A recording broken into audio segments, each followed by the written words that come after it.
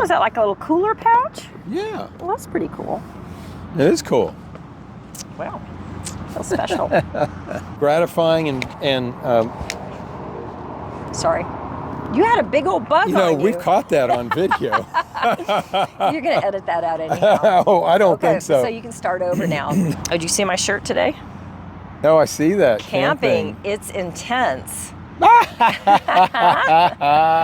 And that's why everyone's at the Tampa RV Show getting campers instead of camping out in tents. They don't want to have an intense experience. No.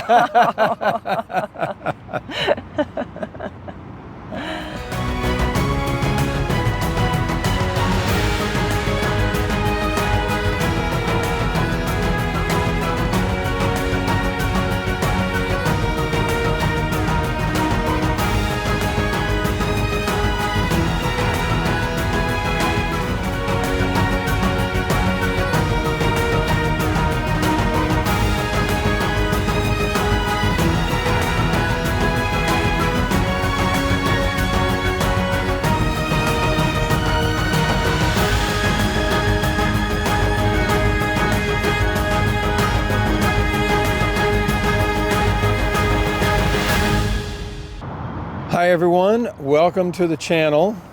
It is day 5. Day 5 of the Tampa RV Show. Yes, it's gone by quickly. It has. And you'll notice that we're not in the Tampa RV Show. We're outside of it. We decided to sleep in this morning and take it easy. Talk to you a little bit about our experience here at the show this year. So we overnighted here at the fairgrounds, like we always have done in the past. Things have changed a little bit. A little, yeah, actually quite a bit. And so behind us is the campground area. So let's talk about overnight camping at the fairgrounds. Yeah, so they actually do have a campground, and it's all reservations, and it's always been reservations. Yes, you've got to get those well in advance. Way in advance. Really, as soon as they open it up. Yeah. And it is, I'll say, sort of a rally style, maybe not as close as what is behind us, but you're pretty snug with your neighbors. You are, yeah.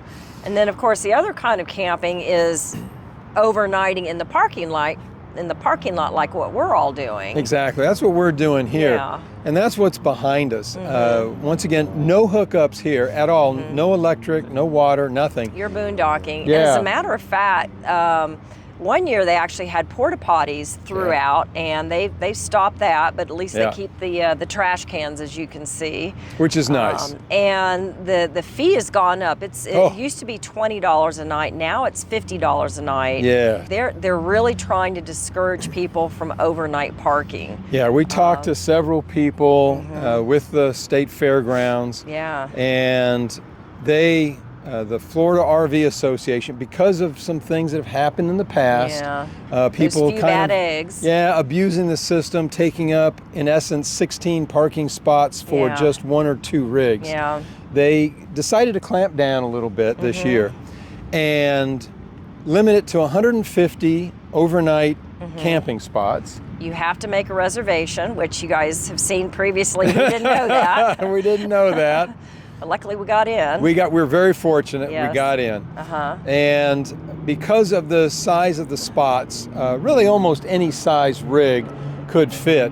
But if you're long like us, then chances are you're going to be parking the tow or the truck in the overflow. Right. Which really is, actually, I think it's across the street. It is. That's what they've created. And they're fine parking, like if you've got a motorhome and you're going to park your trailer, several motorhomes park their trailers across the way. Yeah, they just dropped them over there and then they came across and parked in their spot. Now you can see Voyager, it's behind us. When we pulled in, they saw us, and they actually put us in a marked off area. So we're in a non-designated area, but we had 2 other HDTers come in. One of them, Brian, they parked right next to us. They had another Peterbilt that was just parked parallel. Oh yeah, and the over other guy. There. So sorry we missed him.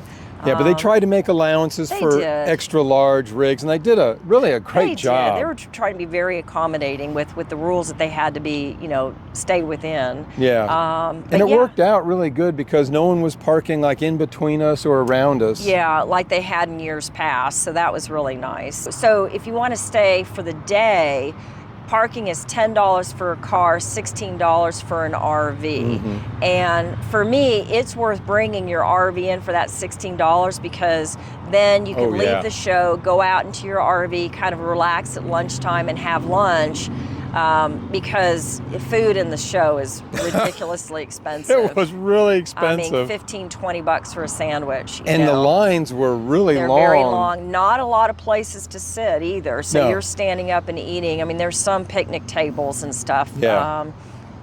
But the good news is too, they allow backpacks in. They don't check backpacks. You can take backpacks. You can take strollers, wagons, scooters. I mean, we've seen it all. So if you want to take your lunch in, you can do that as well. Exactly. So that's good if you can bring your lunch in. Yeah, but RVing, overnighting in an RV at the RV show isn't really the only option. Right. Actually, so I think the first 5 shows that we came to, we stayed at the hotels right across the way. Right over there. I think there's like a La Quinta, Red Roof Inn, Holiday Inn Express. Yes. And that's like literally across the street. Yeah, I mean literally across the highway. So you do have to cross a 4-lane highway. But you got to be quick. And by doing that, you're saving the money, the $10 for the parking. Right, because they let you walk in. Yeah, so you get your steps in and you save $10, which could go towards 2 bottles of water. So getting in, that was an experience, what gate to enter into. They have multiple gates, so we're actually right on Highway 301. So you've got Highway 301 here, and then you've got Martin Luther King Road here, and you've got Orion over to the west. And so they have different gates for different types of vehicles coming in. Right, and as you get into the show, vendors, suppliers, presenters go into one gate. And that's almost always on the Orient side. Yes. And then rally participants, because they do have a few rallies before the show starts. Those go into another gate. Yeah, and those are usually the entrance on MLK, which is a south entrance. And then on 301, which is on the east side, there's the northeast side entrance, which is the main entrance, and they're wanting all the cars to go in there. And then there's the middle east entrance, and that's where they were letting all the rally people, RVers and group people coming in. And then there's the southeast entrance where they're letting the overnight camping and campers come in. Yes. And so when we showed up, we weren't sure because it wasn't real clear on the website, how do you get in, where do you get in? So, we always get to places early to scope it out.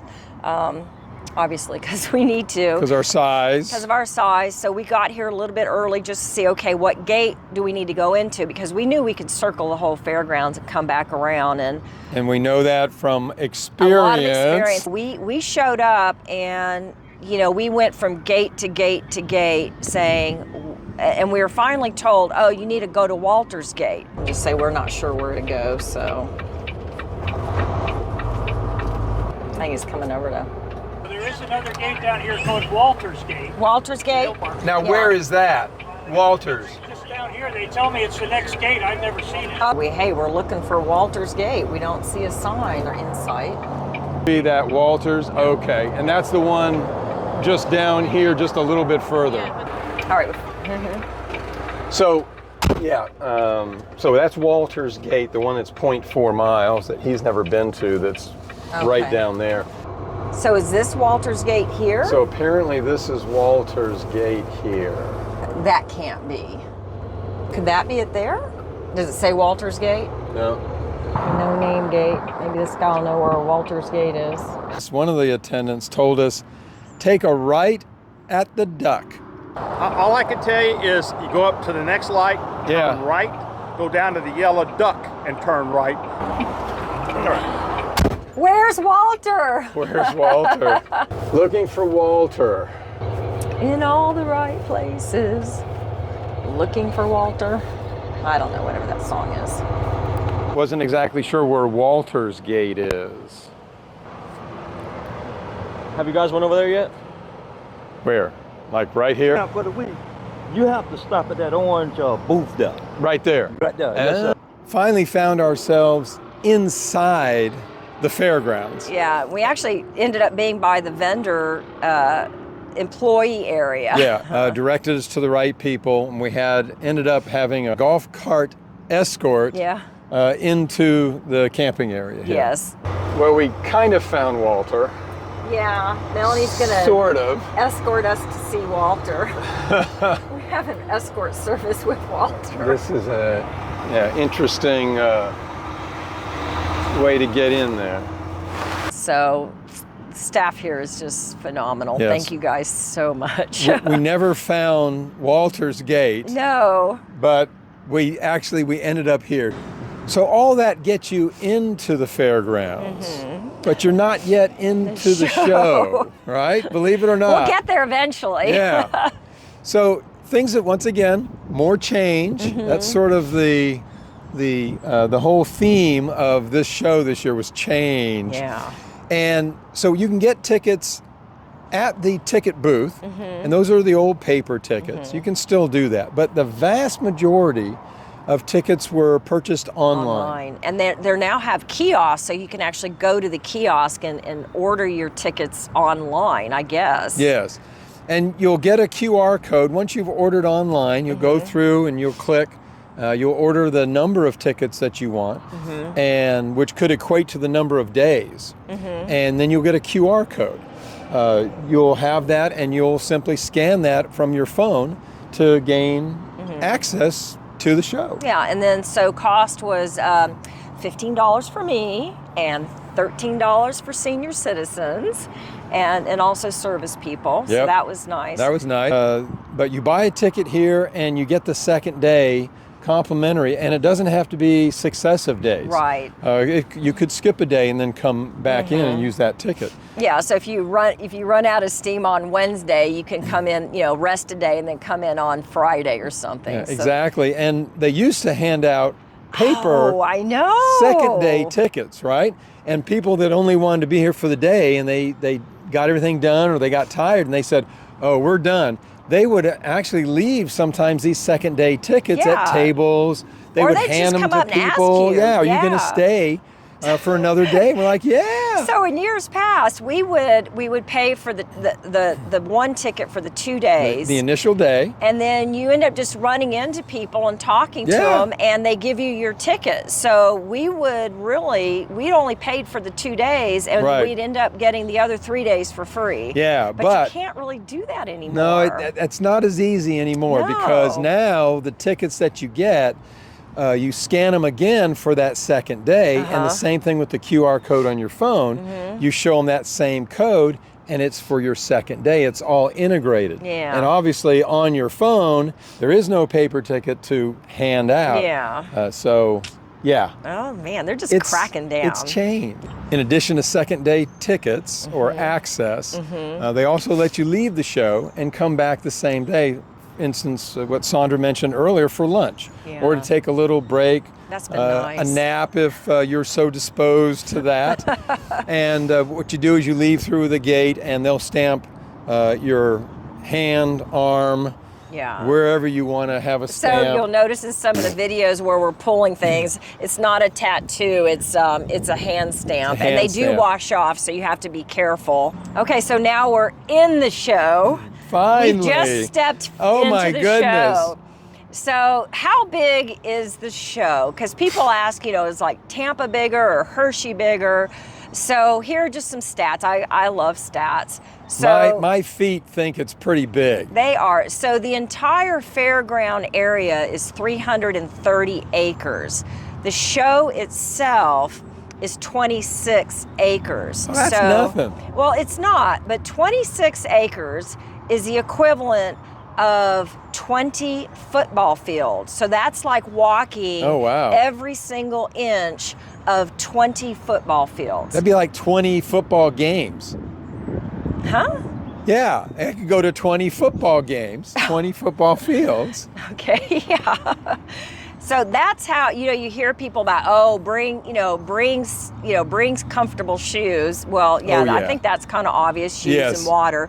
But helpful little tip, don't stand in a red ant hill prior to going when your feet are all bitten up by ants. That is not comfortable at all. Yeah, she speaks from experience. Yeah, so in years past, I was always putting on between 10 and 15,000 steps. This year, because we were more targeted, we only averaged between 7 and 12,000 steps. Yeah. So not too bad. So everyone talks about, it's, the horizontal space and how many steps. So speaking of steps, this Oh my, was really... she's getting the spreadsheet out now, folks. I had to get the spreadsheet out and the calculator and all this other stuff. So we went in and looked at the RVs, and the RV... That's kind of obvious because we have all these videos that show a bunch of RVs. So. I'm brain dead right now. I just want to go back to bed. So the RV with the most number of steps, we counted 8 steps. Oh yeah. And obviously the least number of steps are like the small vans, which is 1 step. So there are about 15 to 1,600 RVs here. So let's just split the difference and say 1,550 RVs. And let's just average 2 steps per RV. So if you take... That seems reasonable. So, yeah, so last year I would have said 3 steps. But this year I'm saying 2 because if you look at the product mix, there were a lot more Bs and vans and stuff like that than there were some of the larger units. That's true. So the mix has changed. So we'll say there's an average of 2 steps. Mm-hmm. So if you do the math, and then let me get my cheat sheet out here. Okay, we're getting deep now, folks, when she has to actually get the spreadsheet out that she's printed. Well, I want to make sure I get my numbers right. Okay, so if there's 1,550 RVs times 2 steps, and you divide that by an average of 14 steps per flight of stairs, and then you assume so that gets you, wait, let me start over. So doesn't a cosine come in play here somewhere? Not yet, and that's a tangent. And then we'll take the derivative of it and the integral.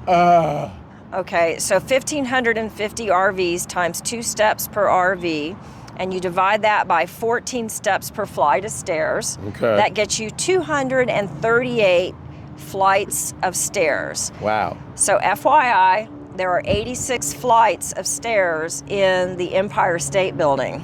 Oh man. So you take 238, you divide that by 86, that gets you 2.75 times going up the Empire State Building. So obviously what goes up must come down. Yes. So almost your client, if you go into every single RV in the Tampa RV Show, you're essentially going up and down the Empire State Building almost 3 times. Wow. That is how big the Tampa RV Show is. That's pretty big. So how do you get around the Tampa RV Show? Oh, I forgot. I have a brochure. So there's 2 ways. They have the brochure, right? Yep. And so that shows a listing of all the vendors and all the manufacturers and everything that are here. Yep. But more importantly... But that's like old school. That's very old school. But more importantly, you want, for you journalers out there, you want to pick it up because they have the... They have the title of the Tampa RV Show, and I was able to cut it out and put it in my journal and my memory spread on my journal. Yeah, it looks so pretty. It does. We saw this year they've got an interactive map that you can click on, and you can then actually by either category like Class B, Class A, fifth wheel, or by manufacturer. You can actually search, and then when you tap on that, it'll show you in a circle on the actual map where those are located. So if you click on, say, fifth wheels, and they say, oh, there's 5 fifth wheel manufacturers here, you'll click on that and you'll have a circle on all of the places where fifth wheels are. So that's pretty cool. Now, does it tell you where you're currently at on the map? No. Oh. No, that would be the next so step. Then you have to know where you're at. Exactly. You gotta, yeah. The Tampa show goes from Wednesday until Sunday, 9 to 6, except on Sunday, and it's 9 to 5. Yeah. And we've found that, man, so what used to happen, this year was a little different. Wednesday used to be really busy, and it's always busy in the morning until, gosh, probably about 3 o'clock. Well, I would say probably the cars are streaming in until probably 11 to noon. So everyone's coming in until then. Yeah, they're getting in early. And so it's just coming in. Cars are just streaming in. And then, man, by about 1 o'clock, 2 o'clock. There's the quiet. It's quiet, and families, everyone's snoozing, nap time, or they've gone back to their RVs for lunch, or they've left because they're just beat. And then from about 3 o'clock until closing at 6, it really starts to get a lot less busy. Right. Everything opens up, and you're able to actually get into a lot of these RVs with minimal amount of people, if any. Right.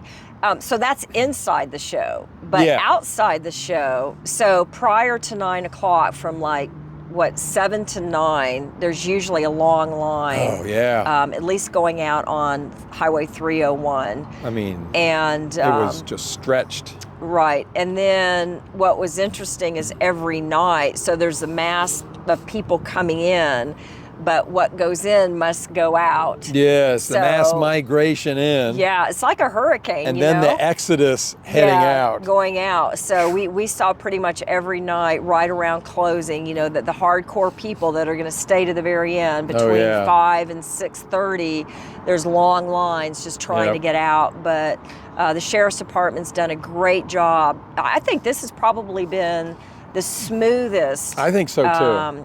Show that we've seen as far as the traffic control, and they hired a new contractor to manage all that. This is their second year. And this is their second year, and they've done an amazing job just controlling the cars and where everybody's parking. And I've been really impressed with it. I hope they keep that vendor. I don't know. Yeah, I do too, because it seemed to be really smooth, and there was a lot of cars here. So Wednesday is Senior Citizen and Military Appreciation Day, so a couple of dollars off. So Wednesday was always busy. Yeah. Thursday used to be sort of a bit of a lag, but man, this year Thursday was... It was busy. It was busy. It was very busy. Yeah, there really wasn't a day except for, I think, today, Sunday. Yeah, it's that been has really slow. Kind of dropped off a little bit. So we might actually get out of here early. Yeah.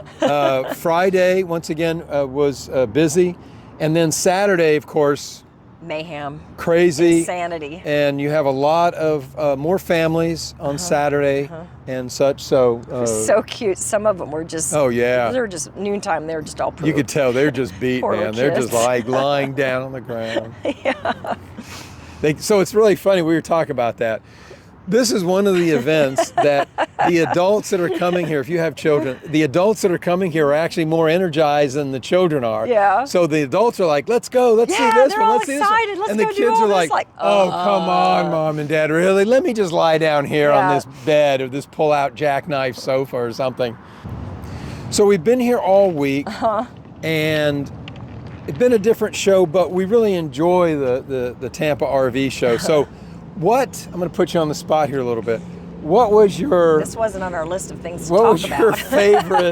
What was your favorite RV? The Brinkley. They're a brand new company. That I don't even know if they're in full production yet. They had two of their show prototype models. Yeah. I was really impressed with that. A lot of thoughts on a lot of features. The frame seems really solid. Yeah, so I was pretty impressed with that. So I would probably maybe lean towards that. Yeah, but I know your favorite model. That DRV. Yeah. With the Bujo crafting cave. Yeah, I up love front. that. Yeah, I'd never get her out of that. You're right. That was my favorite. Yeah. So I think for me, my favorite was probably that Renegade Explorer. Yeah, because it had the opposing slides, and that was really nice. And if we could afford it, I'd get one on a Prevost frame because of the slides. Yeah. Oh, gee. I love those slides.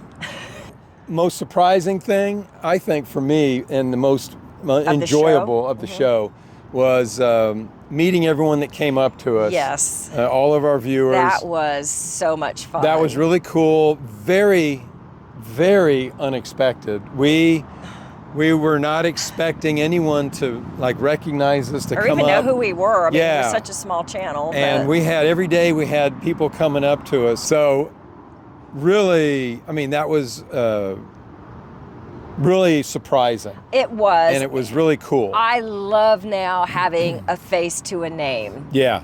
I really love that. And just talking to you all, I mean, like Karen, I mean, she's my new Bujo buddy, I think. So I don't know. It's been a lot that of was fun. really neat, and seeing everyone out there and coming up. So we're really glad you did. So yes, thank you very much. You know, that made our day. That really did. I mean, that was so cool. So, in conclusion, this is not the last video, believe it or not.